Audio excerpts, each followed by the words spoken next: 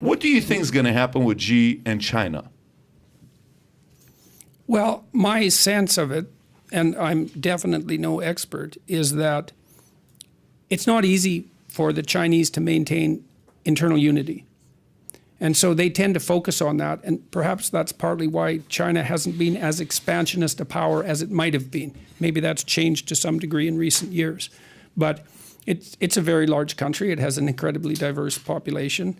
And so they have their own problems, their own internal problems, which are significant and preoccupying. And so I hope that they stay focused on their internal problems and that they stay focused on solving them. I mean, China has been forward-looking enough, thank God, to allow the free market enterprise to flourish despite the proclivity for implementing top-down, radical left state solutions. And the consequence of that has been, first of all, now China is a player in the international scene, for better or worse. I think mostly for better. I know that a lot of that was accomplished on the backs of the American working class. And that's catastrophic in many ways. But the fact that there aren't tens of millions of Chinese people starving, that's a really good thing for international security and stability. And that's of no trivial benefit to the American working class as well. And the fact is that China makes a lot of cheap stuff that works mostly, and that people who are more stressed economically have also benefited to that to a tremendous degree. So it seems that all of that has been good. The twist towards a more totalitarian mode of governance in the last 10 years, that's obviously extremely worrisome.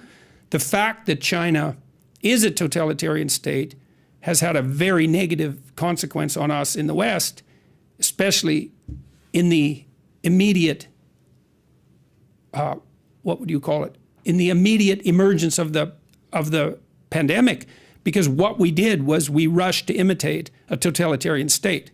We thought, Chinese lockdown, we better do it. It's like, really? Really? We better do what the CCP did. Well, that's what we did. And we'll see. We don't know what the consequence of that is yet. We'll see. Not good. Not good, in my estimation. And certainly the Johns Hopkins study seems to, it's only a partial study. In some sense, they've done the cost-benefit analysis. Costs so far. We have no idea what the costs are of having kids in masks for 2 years. We have no idea what the consequences are. What that's done, especially to introverted kids who are high in negative emotion, because they're going to be looking for a reason to hide anyways. And who knows what that's done to their psychological development, both as children and as adolescents. We'll find out over time, but we haven't paid the price for the pandemic lockdowns even a little bit yet. And did we destroy our economy? Like, these things take a long time. You know, they say if you're piling an oil tanker and you detect an iceberg in your path, you can see it, you've already hit it, because it takes so long for you to turn that it's too late. Well, in some sense, these huge systems that we're a part of are like that, is that you can't tell when they're broken because they take a long time to fall over. And I don't know if our system is broken, but we're going to find out. And I don't know if the pandemic lockdowns broke it, and maybe they didn't, and hopefully they didn't. I mean, I was in New York City, in Manhattan, a month ago, and it was the first time I'd really gone out anywhere other than Toronto. And I'd been to New York a few years before, and it's a bouncing place, Manhattan. I love New York. It's such an amazing city. You know, the fact that Manhattan can even exist is just an ongoing absolute miracle. 7 million people compressed onto that island, and it's pretty damn clean, and it's pretty safe, and it's really cool, and there's something to do all the time, and you can walk around free, and like, that bloody place is a miracle, that's for sure. And it looked pretty good.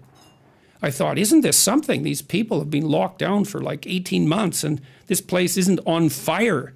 It actually, it's pretty clean, and most of the businesses are still open, and isn't that a bloody miracle? And which it most definitely is.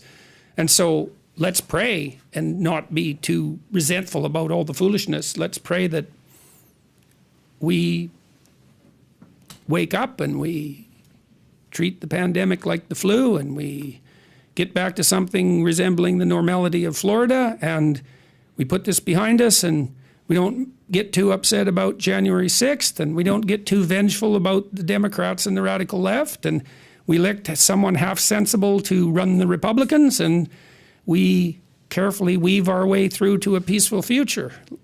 Let's pray for that, because the alternative is pretty damn dismal. And I don't think we have to have the alternative.